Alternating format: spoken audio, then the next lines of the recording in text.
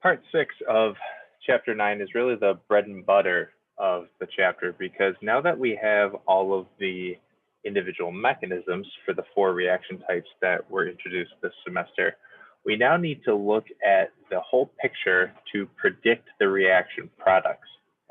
And you might think that they're a little daunting now, but when you look back on chapter 9, you'll see that none of the 4 mechanisms are really all too difficult. Okay, but predicting the reaction products, looking at all of the reactants, is arguably the hardest part of chapter 9 and chapter 10. Okay.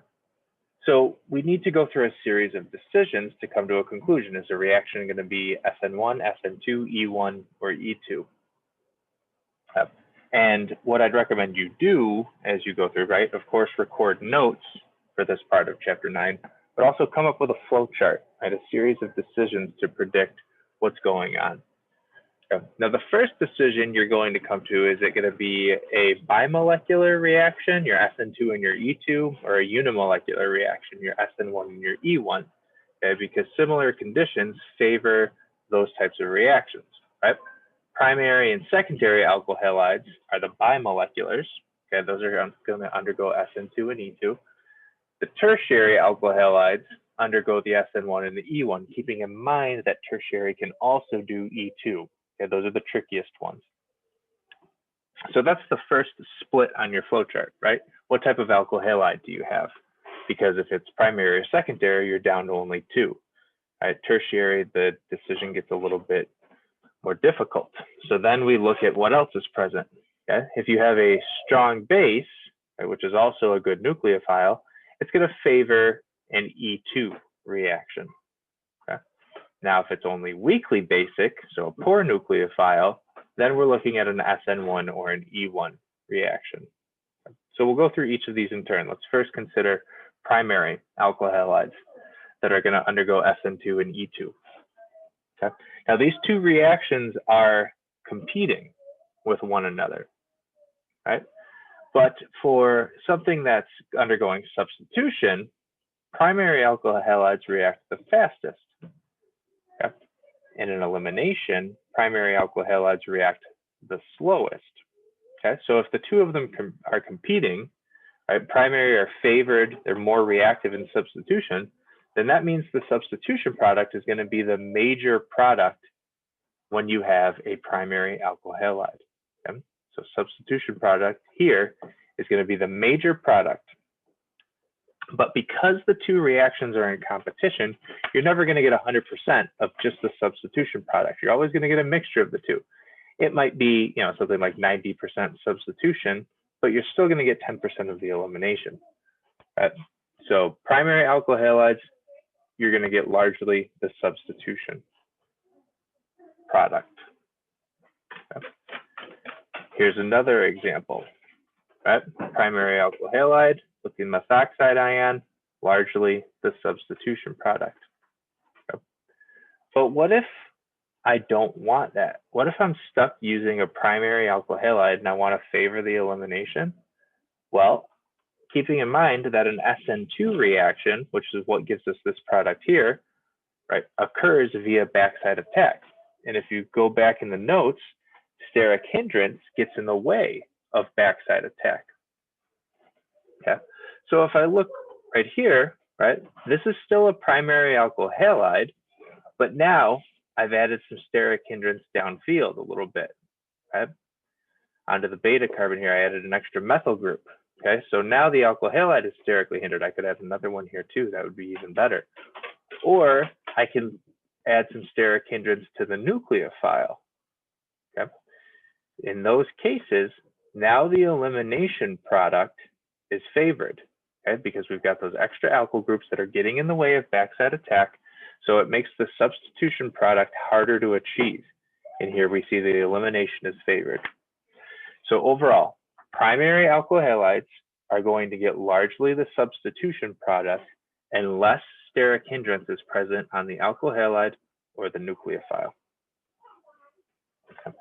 So what about secondary alkyl halides? That's what we're going to consider next. Okay, well, this one's more of a mix, okay, because secondary are now slower in SN2 and faster in E2. And so we're now getting a mixture of the two reactions. So what it comes down to is the stronger and bulkier the nucleophile or the base, right? Because it depends. The nucleophile, if it's substitution, it's a base, if it's an elimination. The stronger and the bulkier that thing is, the greater the percentage of the elimination product. Okay, so that's what to underline right there.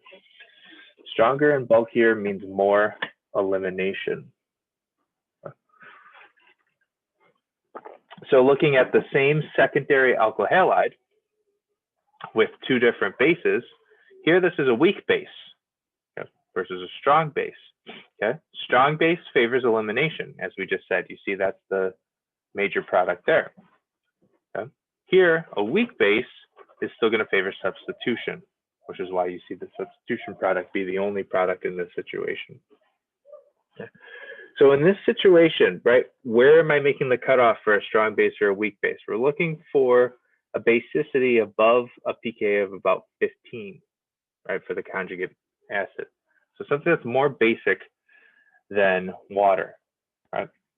So acetate, we know right here, is a weaker base due to the stability from the delocalized electrons, right? But ethoxide doesn't have that, so it's a much stronger base. So we can use that to control our reactions. Okay, strong base favors elimination. But what's even better to do is use bulky bases. Okay, bulky bases favor elimination. And these are two famous bulky bases that are actually strong bases, even though they're neutral. Okay, so know these. You don't have to know the full name, right? Full name in blue, but know the initials, DBN and DBU. Two famous strong bases that are bulky and neutral, and they are used to encourage the formation of the elimination product. Right? Take one of those together, DBN in this example here. Right? It is a bulky base, it's a strong base, it's going to lead to the formation of the elimination product, okay, purely. That's far too large to do a substitution. So you only get the elimination product. Okay, so jumping back a slide, make sure you know DBN and DVU. You can actually also use temperature to control the reaction. Okay, so look at this, exact same reactant, but a different temperature. Okay, 45 C versus 100 C. And as you see, a higher temperature favors the elimination reaction. Okay, and that's because elimination reactions have greater entropy changes, because an elimination product, okay, or elimination reaction, excuse me, forms 3 products, whereas a substitution reaction only forms 2 products. Okay? So a couple of factors. Look at your alkyl halide. If it's secondary, right, you're going to get a mix of the two, but you can use a strong base, a bulky base, or a high temperature to favor elimination. Okay, 3 factors. If you're controlling a synthesis at this level, right, get used to using these 2 guys. Take the guessing game out of it, because there you get 100% elimination, and run them at high temperature just to be sure. Of course, flip all those if you wanted to favor substitution for a secondary alkyl halide. Now, how about tertiary? Okay. Now, if I have the SN2E2 conditions, right? Strong base, tertiary alkyl halide, it's only going to undergo an elimination reaction. Okay. We know tertiary alkyl halides can't do SN2, right? So it's only going to undergo E2 if we have a strong base in this situation. Okay. So this is it's not shown on the slide. It should be. That's just undergoing elimination. Now, if I have a weaker base, now that's under SN1 and E1 conditions. And that's the tricky part, because it can do both, again, substitution or elimination. So I've got a weak base, which means it's also a poor nucleophile. So I've got SN1 and E1 as a possibility, right? Substitution up top to get an alcohol, elimination on the bottom to get an alkene. So which one's going to be favored in this situation? Okay, because they both go via that carbocation intermediate. Okay. Well, here a substitution is going to be favored, okay? Because going from the carbocation, right, all I'm doing is forming a new bond, right? So this is purely exothermic versus down here where I have to break a bond and form a bond. Okay, so now that's a higher energetic barrier. So substitution favored because it only has to form that new CO bond, purely exothermic. So we're looking at a thermodynamic argument there. Okay. So to summarize, tertiary alkyl halides, if you have a strong base, you're only going to undergo elimination via an E2 mechanism. If you have a weak base, poor nucleophile, right, it's going to give you a mix of E1 and SN1, but you're going to largely get the substitution product because of the thermodynamic argument that we just talked about. And all of that information is nicely summarized in slide 121 here, table 9.7 from your textbook. Nice summary of everything, right? Again, I encourage you to make a flow chart, use the information that's summarized right here. Yep. We finish part 6 here, looking at a couple other classes of alkyl halides that might have some tricks up their sleeves. Got to be looking out for benzyl groups and phenyl groups.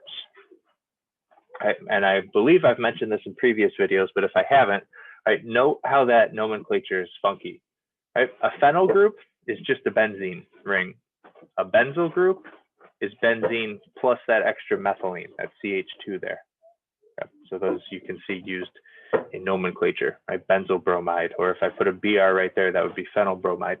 Just be on the lookout for that, right? Phenyl, just benzene. Benzyl has the extra CH2. And those can undergo reactions as well, okay? But they've got some different rules. If I have a benzyl halide here, benzylic halide, what's that gonna do? Well, these guys are gonna readily undergo SN2 reactions unless they're tertiary. Okay? Now, tertiary can't undergo SN2 reactions. We learned that rule already, right? Tertiary alkyl halides, they don't do SN2. Okay, but benzylic or allylic, right? This is where the alkyl halide is attached to an allyl carbon. We've learned that nomenclature before. Those can undergo SN2 reactions. Okay. They can also undergo SN1 reactions because they do form stable carbocations, right? We talked about this back in chapter 8 with the carbocation stability. Delocalized electrons, having that carbocation directly next to the benzene ring, right? Or on an allyl carbon, delocalized electrons mean we have a variety of resonance contributors. And more resonance contributors means we have a more stable carbocation. Okay? So that means we can undergo SN1 reactions. Okay? And if I do an SN1 reaction of an allylic halide, just like predicting products back in chapter 8, right, I can get two products depending on if my carbocation stays in the place where it originally formed on this carbon, right? Or if I look at my other resonance contributor and move that pi bond over, carbocation comes over here, then add the nucleophile, two different products, okay, for an SN1 reaction of an allyl halide. So the question boils down to, is it going to go via an SN2 reaction or is it going to go via SN1? And that comes down to the strength of the base, again, assuming it's not tertiary.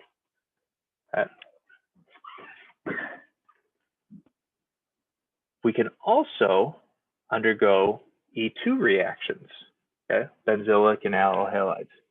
These guys can do E2 reactions, sure, no problem, because the new double bond that's formed, right, is in conjugation with the other double bonds, right? Delocalized electrons here and here in the products. As long as you have a beta hydrogen here and here, right, we can undergo E2 reactions. Right, we even saw this already on the bottom here, being on the lookout for delocalized electrons and those exceptions because that's the rule. And we can undergo E1 reactions. Same reason, right? Because they form those stable carbocations. Okay. Again, paying attention to the strength of the base. So how about vinyl and aryl halides? Okay, putting the halogen right on a vinyl carbon directly involved in the CC double bond, or a halide directly on to the benzene ring. Okay, well, those can't undergo SN2 reactions, okay, because this carbon is not electrophilic, meaning a nucleophile can't come in and approach. They are also not going to undergo SN1 or E1 reactions, okay, because that would mean I have to put a carbocation right on a vinyl carbon or right on an aryl carbon, right? That's not going to happen. Those are the least stable carbocations. If you go back and look at your chart of carbocation stability, these are the worst. So no SN2, no SN1, no E1. Okay? So the only thing that these guys could possibly do are E2 reactions. Okay? Vinyl halides can undergo E2 reactions. They're not super reactive at all. Okay? It is possible, but you need a stronger base than usual. So we see the azonide ion, NH2 minus, coming into play again. Right? Then in that situation, you're forming an alkyne. Right? Not very reactive, need a strong base to initiate it. Okay? So if you've got something that's vinyl or aryl, those ones are easy. They can only undergo E2 if you see one of those. Okay? If you've got your halide on an allyl carbon, right, or on a benzyl carbon, like we had down here, right, they can do eliminations, they can do substitutions. It comes down to the strength of the base, right? Weak bases or poor nucleophiles favor E1 or SN1, like we see here. Right? Stronger bases favor E2 or SN2, right? Like you see here. And this is this, you know, it comes down to the sterics to determine substitution or elimination. Yep. So lots of things to consider here. Right? The end of the video talked about these 4 groups, which are easier. The biggest takeaway is the information that's all summarized here in slide 121. Challenging part of the chapter, but go through them with practice. Look at all the different effects, make a flow chart, and then you'll be prepared for the exam.